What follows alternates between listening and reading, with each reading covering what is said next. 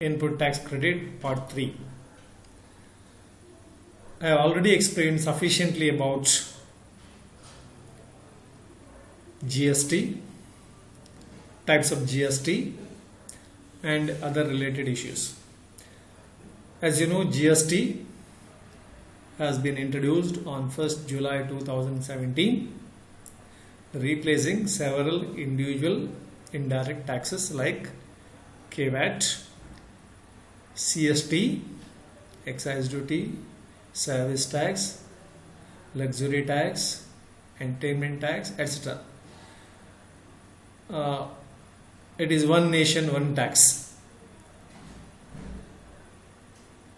Already I told you that input tax credit is one of the important components of GST. Actually, there are three types of GST. Number one, CGST, Central Goods and Services Tax. SGST, State Goods and Services Tax. But wherever there is union territory, in that case, UTGST. And third one is IGST, Integrated Goods and Services Tax. If the goods are supplied within the state, then two taxes are levied simultaneously, that is CGST as well as SGST. Supposing the GST rate is 12%, 6% will be levied as CGST and 6% is levied as SGST. And if the goods are supplied to a dealer of some other state, in other words, if the sale is interstate, then IGST is applicable. IGST is not divisible. If it is 12%, 12% only. As I have mentioned, you have to understand how input tax credit is being applied in the computation of net tax liability. See, there are three things. One is output tax, that's on outward supply. You may supply the goods to a dealer, and when you supply the goods, you collect the taxes. These are called output taxes. Similarly, you are supplied with goods by some other dealer and you are receiving the goods. In turn, you are paying the tax. That is called input tax. Input tax is on inward supply. Output tax is on outward supply. Now, what is the tax liability? Output tax minus input tax, that is the net tax payable. Now, how to use the input tax? Already I explained in my previous presentation, but anyway, very quickly let me explain that. First, you have to make use of IGST input tax credit towards the payment of liability of IGST. Okay, if there is any surplus, that could be utilized towards the payment of CGST and SGST in any order and in any proportion. Any order in the sense, first the surplus IGST could be used to pay CGST, and if there is any balance, that could be used to pay SGST. Or first you can use it towards payment of SGST, and if there is any surplus, that you can use towards CGST. So in any order and in any proportion, that means not necessary that you have to make use of that first for one and the balance for the second, not necessarily. You can share it in the ratio of 50-50 or say 70-30 or 30-70, 40-60 or 60-40, that way. So thus surplus IGST must be utilized for the payment of CGST and SGST in any order and in any proportion. Input tax credit of IGST must be fully exhausted before applying or utilizing CGST input tax credit and SGST input tax credit. So first, IGST input tax credit must be exhausted. After that, input tax credit of CGST must be utilized towards CGST output tax. If there is any surplus, that can be utilized for paying IGST output tax. In that order.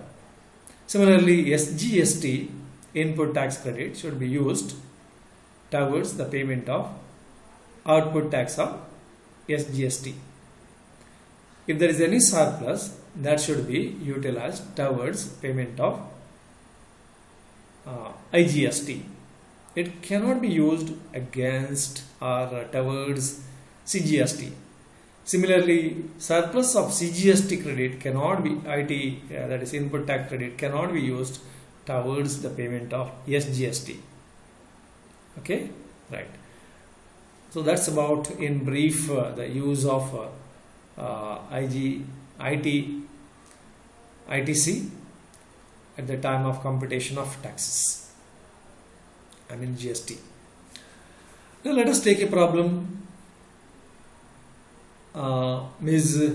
Rituparna, a registered dealer in Mandya. So Mandya is in Karnataka. You must remember that because this is very important in order to ascertain whether the supply is intrastate or interstate. Based on that, you are applying the calculating the taxes. Okay. Submits the following information for the month of November 2019. Details of purchases and other expenses excluding GST. Raw material A purchased from Tamil Nadu, so it is interstate. Alright, GST rate is 28%, so IGST. Then raw materials B purchased from Mangalore, rate of GST is 18%. So this is within Karnataka, therefore CGST and SGST are the rate of 9% each. 18% is divided equally between CGST and SGST. The raw material purchased from USA for rupees 22,06,000, which includes BCD 10%. Rate of IGST is 12%. So even here, so the price should include BCD but not IGST. So this is the right value that we have to take. But this is from USA. It is import. So IGST has to be calculated at the rate of 12%.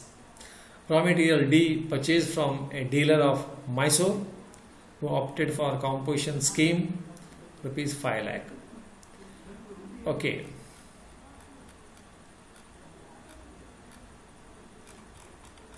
While computing the transaction value, you have to take this.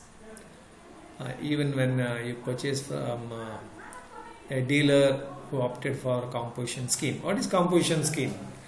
In the case of composition scheme, the dealer pays a fixed rate of GST, but he cannot collect any taxes from the dealer to whom the goods have been supplied.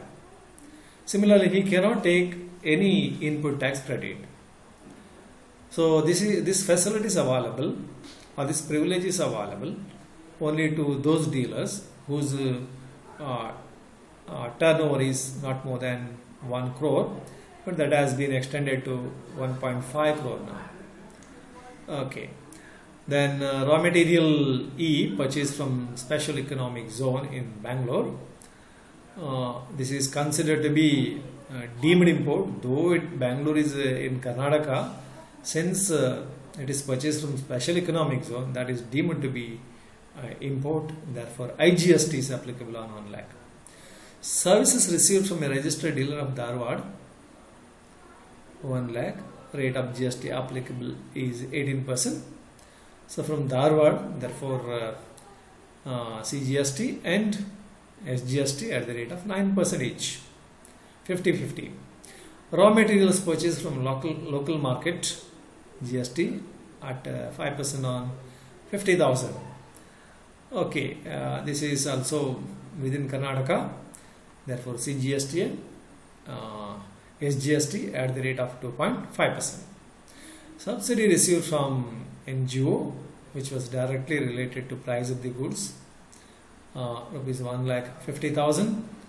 So this is to be included in transaction value as well as a transaction value. That's all. Yes. Next, penalty levied by Mr. Ramu for delayed payment. This is to be calculated at the end after calculating cost of production and cost of supply. A subsidy received from central government which was directly linked to the price of the product. So this is exempt while computing the transaction value. Additional incentive paid to the employees of the sales department, that is part of transaction value. Warranty charges, manufacturing expenses, storage, transportation cost and insurance. These are all part of transaction value. Profit margin of a manufacturer is 14% on selling price. So here it is given on selling price, but what you calculate is cost of goods, cost of production, and therefore this must be converted into cost. So supposing the selling price is 100, profit is 14 rupees I mean. As a result, the cost is 86. So you have to calculate here 14 divided by 86. On the cost of 86, you will make a profit of 14. Then what is it on cost of production? So that way you have to calculate. I'll explain again later on. Then details of sales for GST at 18%. 10% of the total cost of finished goods sold to a dealer at Punjab. So interstate sale. So IGST has to be calculated. 15% of goods sold to an unregistered dealer at Mangalore. So it doesn't matter whether you sell it to or supply it to registered or unregistered dealer. So it is intrastate transaction. So CGST and SGST are to be calculated. Then 30% of goods sold to USA. This is an export. So it is a zero rated supply and therefore no tax is being levied. 25% of goods sold to a unit of export oriented unit, and this is also considered to be deemed export. So it is a zero rated transaction. So zero rate is applied here, therefore no tax. Remaining goods are sold to a dealer at Andhra Pradesh who opted under composition scheme. So yes, remaining means 10 plus 15, 25, 25 plus 30, 55 plus 25, so 80. Therefore 20% remains. So that is sold to a dealer in Andhra Pradesh who opted under composition scheme.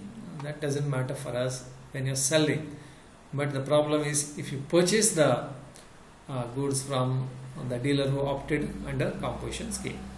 So you have to compute the net tax liability of Ms. Rituparna. Here, as I mentioned you earlier, first you have to compute transaction value. So we'll take up computation of transaction value for computing GST of Ms. Rituparna. Okay, raw material A purchased from Tamil Nadu. Okay, that is included under transaction value. Raw materials B purchased from Mangalore. Raw material C purchased from USA. Raw materials D purchased from dealer of Mysore. These are all included for calculating transaction value. Raw material E purchased from special economic zone in Bangalore. That's also part of transaction value. Services received from a registered dealer of Dharwad, yes, part of transaction value. Raw materials purchased from local market, that's also included in the transaction value. Then you have to add to the above items the following further items. Subsidy received from an NGO which was directly related to price of the goods. Additional incentive paid to the employee of the sales department, warranty charges, manufacturing expenses, storage, transportation cost and insurance. But subsidy received from central government which was directly linked to the price of the product, that is exempt. So if you add up all these items, then what you get is 74,31,000. As I mentioned, this is nothing but cost of production. To this you have to add profit margin. What is mentioned there in the problem is profit is at the rate of 14% on sales. So if it is on sales, you cannot apply that on this amount 74,31,000 because what you get here is cost of production. So this must be calculated on cost. Therefore, you have to change the procedure. 100 is the selling price, let us take, minus profit 14 rupees. Then what is left out is 86. 86 is the cost. In other words, selling price minus profit is equal to cost. Cost plus profit is equal to selling price. So you get the equation here. Therefore, what we need is cost. Cost is equal to selling price minus profit. So if the cost is 86, you make a profit of 14. What is it on 74,31,000? This is also cost. You cannot apply, for example, 14% because it is given on selling price. But here what is available is cost. So you have to change it on cost. So that will be 14 by 86.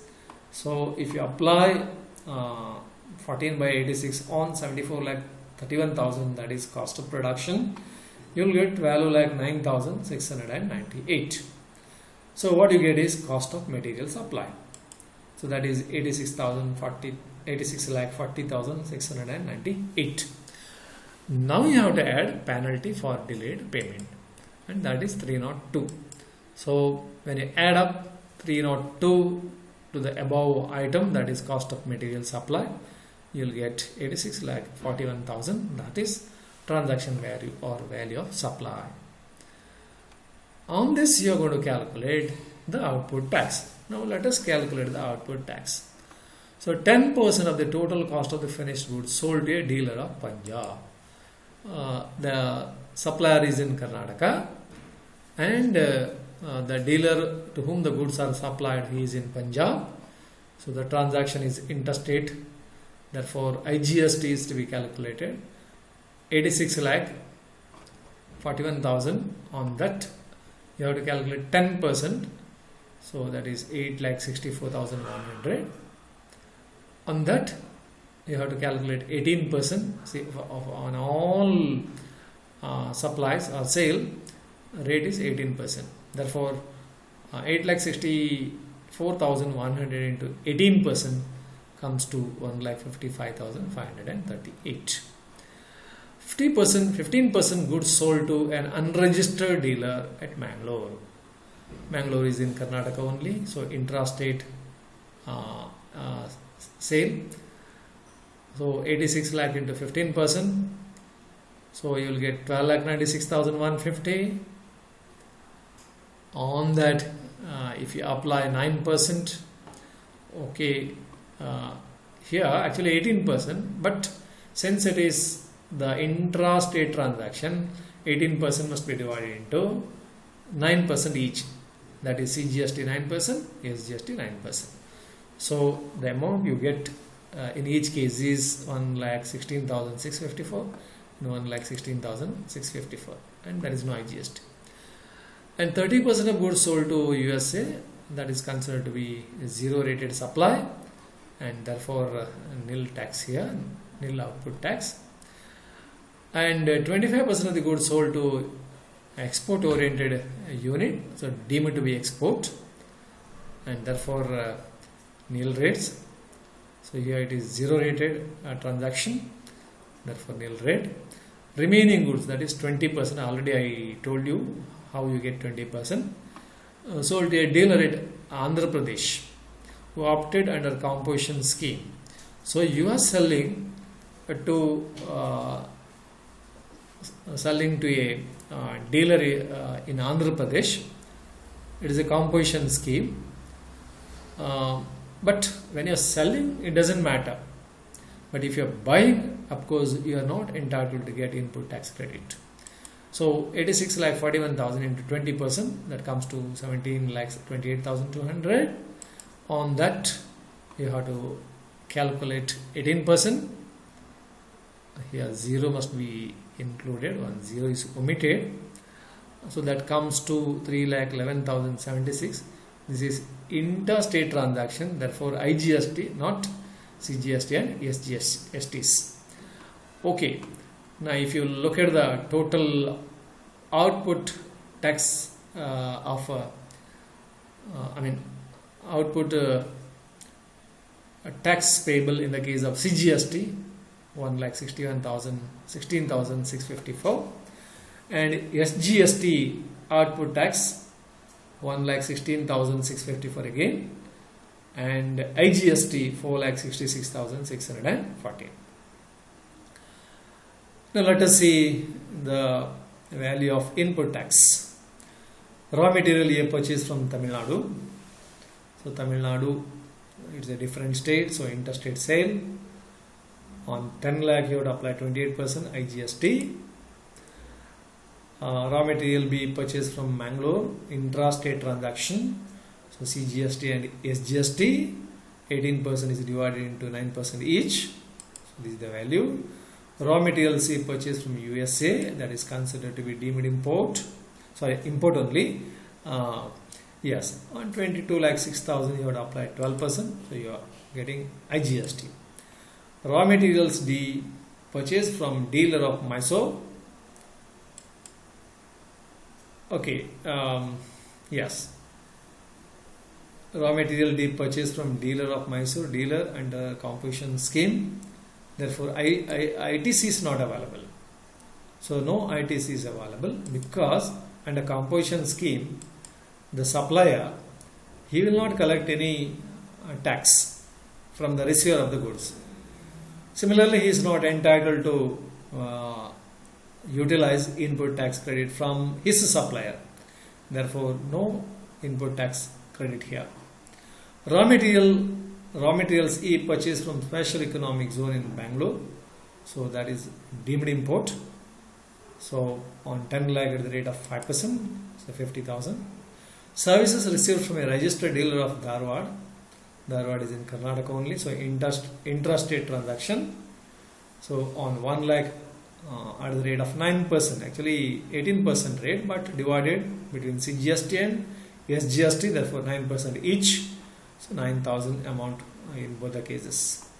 Raw materials purchased from local market, it's an intra-state transaction. It's 50,000 into 5%. So 1,250 and 1,250. Now if you calculate the total input tax credit, 1,90,250 and 1,90,250, and in the case of IGST, 5,94,720. Now let us compute the GST payable. See, output tax payable is 1,16,650, 1,16,650, and in the case of IGST 4,66,614. This is what you have calculated. You see here, these figures are drawn here. Alright, now what you have to do is first you have to find out whether there is IGST output tax. Input tax. Yes, there is input tax here, 5,94,720. So first, input tax credit in the case of IGST should be utilized towards the payment of IGST.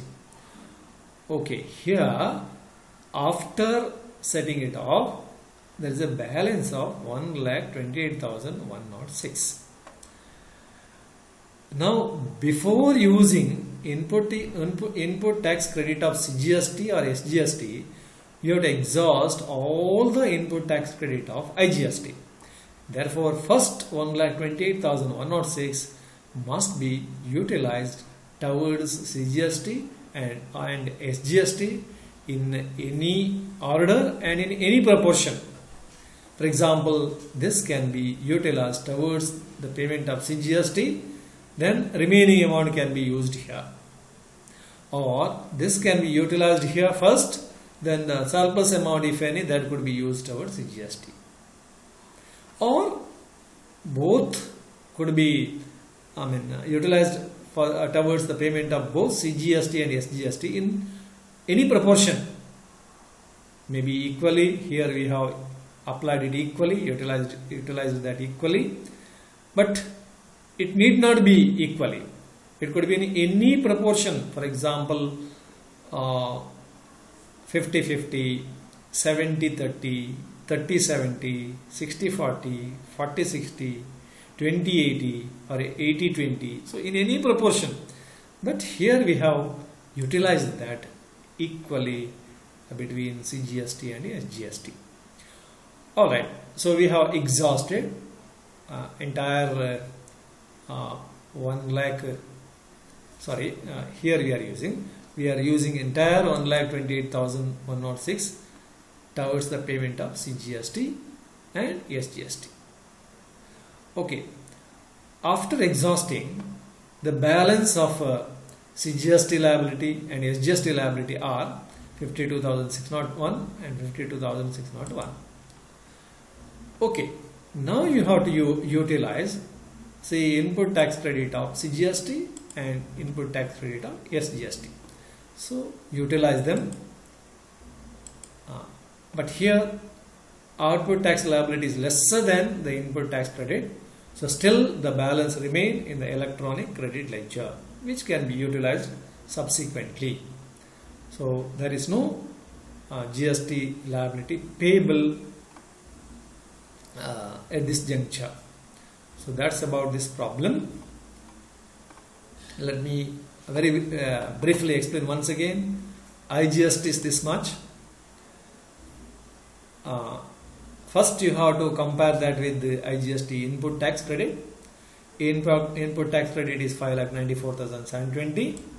First use this towards IGST. So there is still balance 1,28,106. So this has to be utilized towards CGST and SGST before using input tax credit of CGST and SGST. So we use this.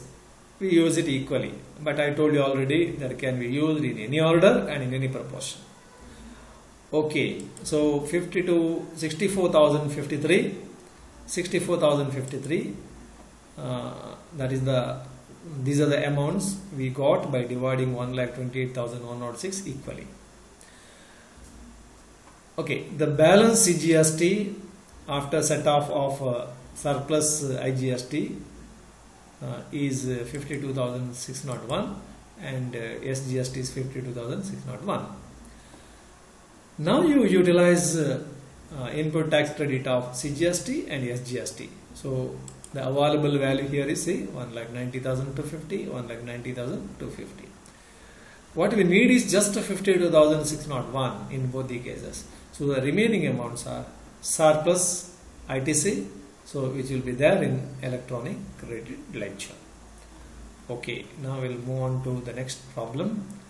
Following are the transactions of a taxable person in Karnataka for the month of November 2019. Compute total turnover and GST payable. Supply to a taxable person in Mysore. Okay, Mysore is in Karnataka. Intrastate supply. So 5% must be divided into CGST and SGST equally, 2.5% each. Supply to a taxable person in Goa. This is interstate transaction. and therefore IGST has to be calculated on this 2,40,000. Supply to a taxable person in Bangalore. This is intra-state transaction, so 6% each on 2 lakh. Supply to a taxable person in Udupi at the instructions of a dealer in Jammu and Kashmir. Okay, instruction is received from Jammu and Kashmir, though the goods are supplied to a person in Udupi. This is considered to be interstate transaction, so GST has to be calculated. Supply to a unregistered person in Mangalore, so this is intrastate transaction, so 14% each. Supply to a special economic zone developer in Bangalore, this is a zero rated transaction and deemed to be export, and therefore no tax is to be applied here. Supply to a taxable person in Pondicherry, so interstate transaction, so IGST has to be calculated. Supply to a registered person in Pune, this is exempt, however, so no output tax. Export to China, okay, export trade, export supply, and no tax is levied here, zero rated. Supply to a unit of special economic zone in Mysore. Special economic zone means zero rated, no tax, zero rated. Supply to a taxable person in Udupi, so intra-state transaction, so taxable but at the rate of 6% each. Supply to a dealer in Belgaum, again within Karnataka, so taxable at the rate of 14% each as CGST and SGST. Now input tax credit you need not calculate here, it's already given. Credit in electronic credit ledger, that is IGST 1,70,000, CGST 90,000 and SGST 1,50,000. Yes. Now let us calculate the output tax and then deduct input tax, and then you are calculating the net tax payable. Supply to a taxable person in Mysore. Yes. So 5% is divided into 2.5. As a result, on 1 lakh turnover, you are calculating 2.5 each, 2,500, 2,500. I'm sorry, this is not to be taken. Wrongly it is printed there, so it is not to be taken. Next, supply to a taxable person in Bangalore, 12%. Again here it should be divided into 6% each, 12,000, 12,000. 2 lakh into 6%, that comes to 12,000 each. Supply to a taxable person in Udupi at the instruction of a dealer in J&K. This is taken as interstate transaction, though the goods are supplied in Udupi only. So 4 lakh into 18%, that comes to 72,000. And supply to a unregistered person in Mangalore, intrastate, so 14% each, that comes to 89,600 each. Supply to special economic zone developer in Bangalore, this is considered to be a deemed export and zero rated and therefore not taxable. Supply to a taxable person in Pondicherry, interstate transaction, and therefore 12% on 8 lakh, it comes to 96,000. Supply to a registered person in Pune, it is exempt, very clearly given, so it's not taxable. Export to China, export at zero rate, so not taxable. Supply to a unit of special economic zone in Mysore, so it is deemed to be zero rated and deemed export, so no tax. Supply to a taxable person in Udupi, so on 5 lakh at the rate of 6%, CGST 30,000, SGST 30,000. Supply to a dealer in Belgaum, intrastate, so 14% each, 4 lakh into 14%, 56,000 each. So total turnover up to 69 lakh 80,000, and output tax in the case of CGST is 1 lakh 90,000. So output tax SGST 1,90,100 and input tax IGST 1,68,000. So only these two, this is not to be taken.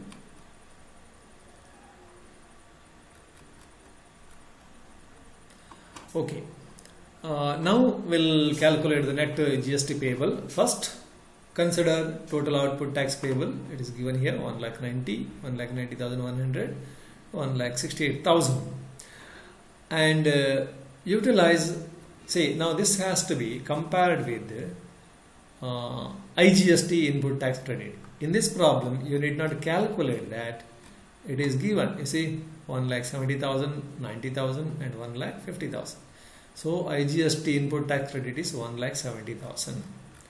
So first you compare the input tax credit with the output tax liability of IGST. So here you have a surplus IGST input tax credit. So before using ITC of CGST and SGST, first you have to exhaust this surplus 2,000 rupees. So we will exhaust that. So 2,000 is divided equally between CGST and SGST. So these 2,000 are distributed. So no balance of input tax credit of IGST.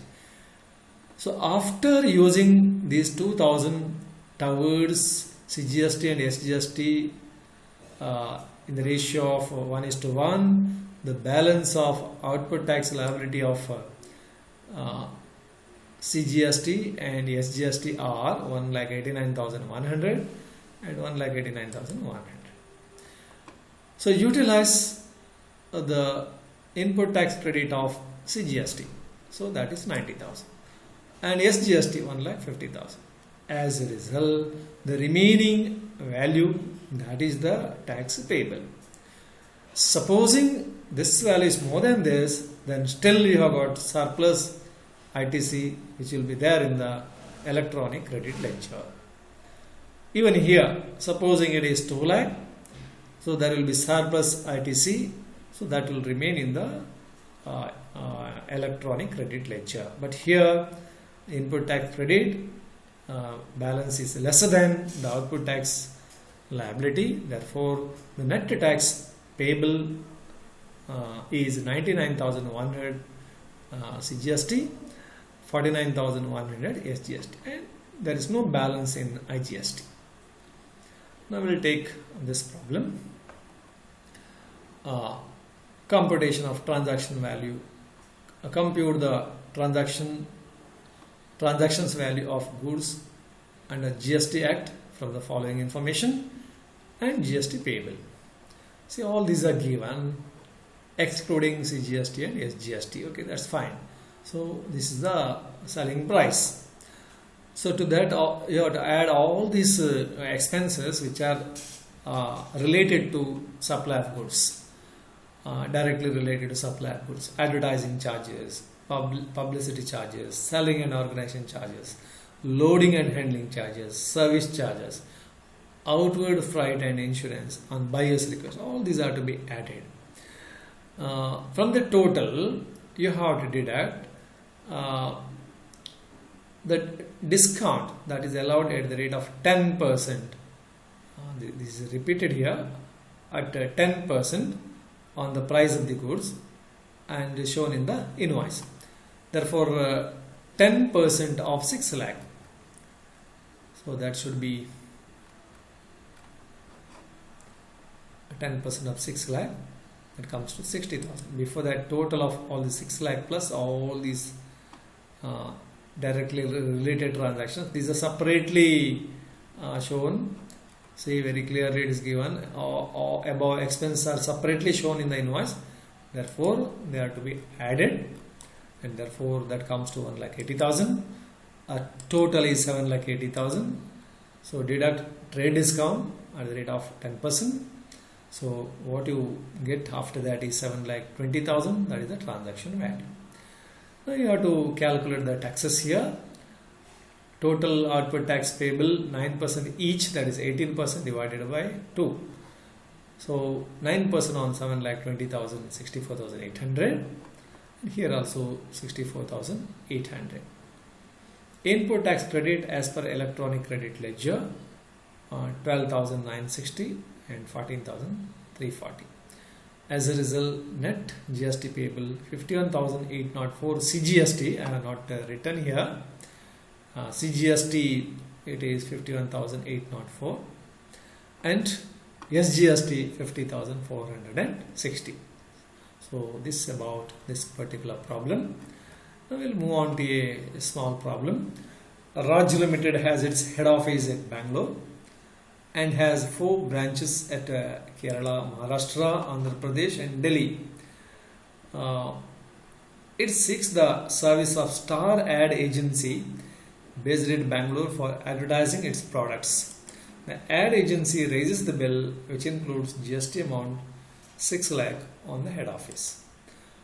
The turnover of head office and branches during the quarter ending 31st/12/2018 were as follows. See, Bangalore so much, Kerala, Maharashtra, Andhra Pradesh, Delhi. So the amounts are stated against these offices. Compute the distribution of input tax by the Bangalore head office. Here Bangalore head office is considered to be input tax distributor. Though the bill is raised on Bangalore head office, services are rendered to all these branches. Therefore, the input tax credit has to be distributed among these offices. Let us see how it is being done. So, you just calculate the total value of the turnover of each of these branches. So that comes to 54,40,000. So this is the total turnover of all these offices, including head office. Now you have to calculate the proportion of the value to the total turnover. For example, 11,60,000 out of 54,40,000. So that has to be applied on 6 lakh. So you will get the input tax credit relating to Bangalore head office. See, 6 lakh is the total input tax credit. See, this is the input tax credit. Bill is raised on this, and therefore what you have paid is 6 lakh. But how it should be distributed in the ratio of the turnover, in proportion to the turnover. So total turnover is 54,40,000. Of that, Bangalore head office value is 11,60,000. So 6 lakh into 11,60,000 from out of total of 54,40,000. So you will get share of Bangalore head office. Similarly, in the case of Kerala, 12,80,000 is the value of turnover when compared to 54,40,000. So what is its share from out of 6 lakh? So 6 lakh into 12,80,000 divided by 54,40,000. So you will get this value. And here it is 7,20,000. 7,20,000 out of 54,40,000. So what is it from 6 lakh? So 6 lakh into 7,20,000 divided by 54,40,000. 79,412, that is the value. And here 16,80,000. 16,80,000 divided by 54,40,000. So what is the share of 6 lakh relating to Andhra Pradesh? 6 lakh into this one. So you will get 1,85,000. Delhi, 6 lakh. 6 lakh into 6 lakh divided by 54,40,000. In other words, this must be distributed proportionately. So the value of turnover of each of these officers should be compared with total turnover, and what is your share. Based on that, you have to distribute the total input tax credit among all these officers. So totally, when you add up, that will come to 6 lakh. Thank you.